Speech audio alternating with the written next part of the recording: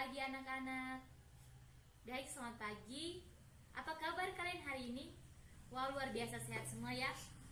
Baik, kita akan awali pertemuan kita pada hari ini dengan doa. Jadi, Ibu minta salah satu dari kalian untuk memimpin kita dalam doa. Baik, anak Cindy, silahkan. Doa selesai. Terima kasih untuk anak Cindy sudah membawa kita dalam doa pada hari ini. Jadi selanjutnya kita akan belajar tentang cara berpikir sejarah. Hari ini adalah pertemuan pertama kita. Jadi mungkin dari anak-anak banyak yang belum mengenal ibu. Jadi sebaiknya ibu akan memperkenalkan diri. Jadi perkenalkan ya, nama ibu Aprilia Yuliana Binsasi. Anak-anak bisa panggil ibu dengan nama Ibu Ayu. Jadi untuk mengenal anak-anak, ibu akan menggunakan absen untuk mencek kehadiran anak-anak sekalian untuk mengenal nama dari anak-anak. Jadi apakah hari ini banyak anak-anak hadir semua? Luar biasa, semuanya hadir. Jadi kegiatan pembelajaran kita pada hari ini akan lebih efektif. Jadi karena anak-anak semuanya hadir. Jadi pertemuan pertama kita pada hari ini kita akan belajar tentang cara berpikir sejarah. Nah, sejauh ini atau selama ini, apakah sebelum ini anak-anak sudah pernah mendengar apa sih itu sejarah? Oke, baik. Karena anak-anak sudah pernah mendengar apa itu sejarah, jadi kita akan membahas lebih detail, membahas lebih lanjut tentang pengertian dari sejarah itu sendiri. Itu pengertian sejarah menurut etimologis.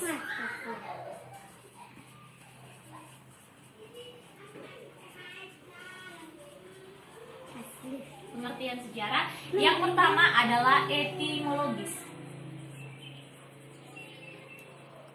Nah, menurut etimologis, sejarah berasal dari bahasa Arab yaitu syajahatun yang artinya pohon. Nah, pohon di sini artinya silsilah atau keturunan. Berikut pengertian sejarah dalam bahasa Arab. Dalam bahasa Arab, sejarah artinya syajarah. Yang dalam bahasa Indonesia yaitu sejarah. Hal ini masih sama dengan pengertian semula yaitu tentang silsilah dan keturunan. Pengertian yang ketiga menurut KBBI atau Kamus Besar Bahasa Indonesia. Pengertian sejarah menurut KBBI yang pertama adalah asal-usul, yang kedua keturunan, dan yang ketiga adalah silsilah. Dalam KBBI, sejarah terbagi dalam 3 pengertian. Yang pertama asal-usul, keturunan dan silsilah. Yang kedua, kejadian atau peristiwa yang benar-benar terjadi pada masa lampau. Dan yang ketiga adalah pengetahuan atas uraian terhadap kejadian atau peristiwa yang benar-benar terjadi pada masa lampau. Pengertian sejarah yang keempat adalah dalam bahasa Inggris, yaitu history, yang artinya sejarah. Nah, dalam bahasa Inggris yang disebut sebagai history, kata ini berasal dari bahasa Yunani atau historia yang berarti informasi atau pencarian. Berikutnya pengertian sejarah dalam bahasa Jerman. Pengertian sejarah dalam bahasa Jerman artinya Geschichte, yang berarti sesuatu peristiwa yang benar-benar terjadi pada masa lampau. Nah, dari pengertian sejarah terdapat dari etimologis, dari bahasa Arab, dari Kamus Besar Bahasa Indonesia, dan dari bahasa Inggris dan juga bahasa Jerman. Terdapat juga pengertian dari berbagai ahli. Nah, pengertian sejarah dari berbagai ahli ini, yang pertama kita dari Bapak Herodotus. Ya, Bapak Herodotus ini, siapa yang tahu sebelum itu anak-anak? Ibu mau tanya, siapa sih itu Bapak Herodotus? Baik, tepat sekali. Bapak Herodotus adalah bapak sejarah. Kenapa disebut sebagai bapak sejarah adalah Bapak Herodotus? Karena penelitian dari bapak sejarah kita ini, Bapak Herodotus, penelitiannya betul-betul menggunakan sumber-sumber yang dapat diuji kebenarannya. Karena hal itu, makanya Bapak Herodotus disebut sebagai bapak sejarah. Selanjutnya kita masuk pada pengertian sejarah menurut Bapak Herodotus. Sebelum Ibu menjelaskan, apa ada anak-anak yang tahu pengertian sejarah menurut Bapak Herodotus? Oke, benar sekali.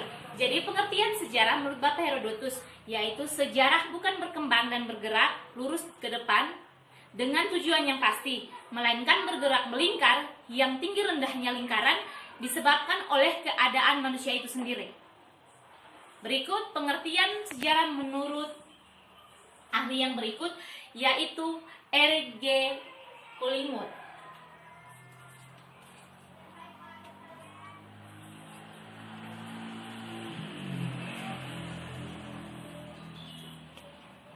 Nah, pengertian sejarah menurut R.G. Collingwood ini terjadi pada tahun 1889 sampai 1953. Menurutnya, sejarah sebagai catatan tentang hal-hal yang telah dilakukan manusia pada masa yang lampau. Dari sejauh ini, dari menurut pengertian para ahli, apakah dari anak-anak ada yang bisa menyimpulkan apa sih itu sejarah?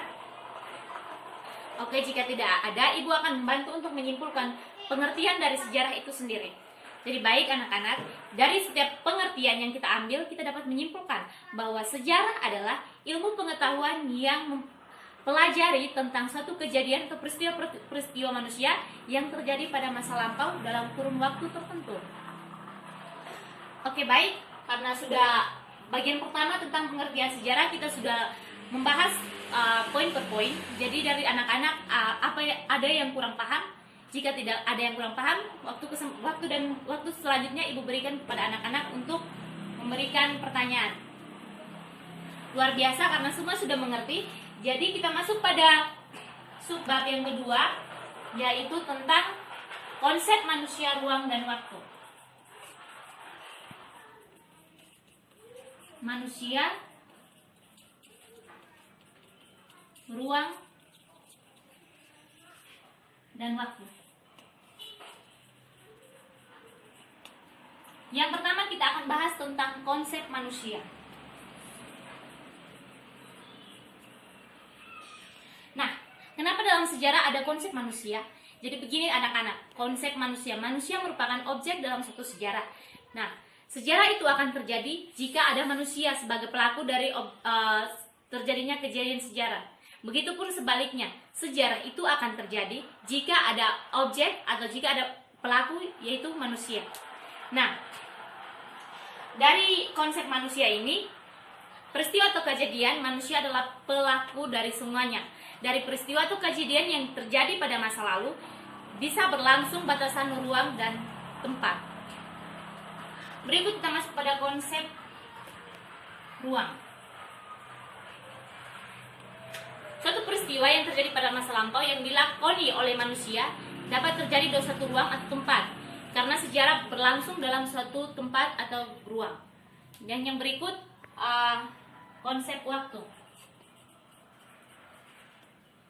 Nah, konsep waktu dalam sejarah meliputi dua bagian. Yang pertama tentang proses keberlangsungan suatu peristiwa dalam batasan waktu tertentu, dan yang kedua adalah kesatuan kelangsungan waktu yang terdiri dari tiga bagian, yaitu masa lampau, masa sekarang atau masa yang akan datang, yang biasa kita kenal dengan the past, the present, and the future. Baik anak-anak, karena Ibu sudah menjelaskan mengenai konsep manusia, ruang dan waktu, apakah ada anak-anak yang belum paham mengenai hal ini? Oh iya, Ibu lupa contoh dari konsep manusia, ruang dan waktu. Nah, kita bisa mencontoh dalam konsep manusia, ruang dan waktu di sini adalah tentang proklamasi kemerdekaan Republik Indonesia pada tanggal 17 Agustus 1945. Kenapa kita angkat sebagai contoh? Misalnya, konsep manusia. Manusia itu pelaku dalam sejarah. Sejarah dalam proklamasi kemerdekaan Republik Indonesia ini, pelakunya adalah Insinyur Soekarno, Muhammad Hatta, dan orang-orang yang menghadiri proklamasi tersebut. Nah, mengenai waktunya tentu saja terjadi pada tanggal 17 Agustus 1945. Sedangkan ruangnya di Jalan Pegangsaan Timur nomor 56. Nah, sejauh ini apakah anak-anak yang belum paham? Baik, karena semua sudah paham, pertemuan kita pada hari ini akan hanya membahas tentang pengertian sejarah dan konsep manusia, ruang dan waktu. Sejauh ini apakah dari anak-anak ada yang bisa menyimpulkan pengertian sejarah itu sendiri dan sangkut pautkan dalam konsep manusia dan waktu? Baik, Ibu akan membantu untuk menyimpulkannya. Jadi, pengertian sejarah itu sendiri adalah ilmu pengetahuan yang mempelajari tentang suatu peristiwa atau kejadian manusia yang terjadi pada masa lampau dalam kurun waktu tertentu. Oke, baik. Jadi karena Ibu sudah menyimpulkan, kita akan bertemu lagi minggu depan. Namun sebelumnya Ibu akan memberikan tugas untuk anak-anak pelajari di rumah dan akan dipresentasikan minggu depan di depan kelas. Jadi Ibu minta anak-anak bagi dalam 3 kelompok, dan 3 kelompok itu akan membahas topik-topik yang akan Ibu bagi. Pertama akan membahas tentang cara berpikir kronologis dalam mempelajari sejarah, dan yang kedua tentang cara berpikir diakronik dalam mempelajari sejarah, dan kelompok ketiga membahas tentang cara berpikir sinkronik dalam mempelajari sejarah. Nah, dari ketiga topik tersebut, anak-anak buat tugasnya dalam bentuk makalah dan akan dipresentasikan minggu depan di depan kelas. Jadi Ibu harap makalahnya dibuat dengan serapi mungkin dengan materi yang serinci-rinci mungkin, sehingga anak-anak dapat mempresentasikan dan teman-teman dari kelompok lain dapat mendengar dan mengerti apa yang anak-anak akan presentasikan. Sejauh ini cukup saja sampai di sini, dan Ibu harap apa yang Ibu jelaskan tadi anak-anak dapat mengerti dan dapat dipelajari kembali di rumah. Untuk pertemuan selanjutnya kita akan membahas tentang 3 topik yang tadi Ibu berikan. Jadi Ibu harap dipelajari sebaik mungkin sehingga minggu depan pembelajaran kita lebih efektif lagi dari hari ini. Baik anak-anak, untuk menutup pembelajaran kita pada hari ini tadi karena awali dengan doa, maka kita tutup juga dengan doa. Oleh sebab itu Ibu minta salah satu dari anak-anak untuk memimpin kita pada doa hari ini. Oke, anak Vera silahkan.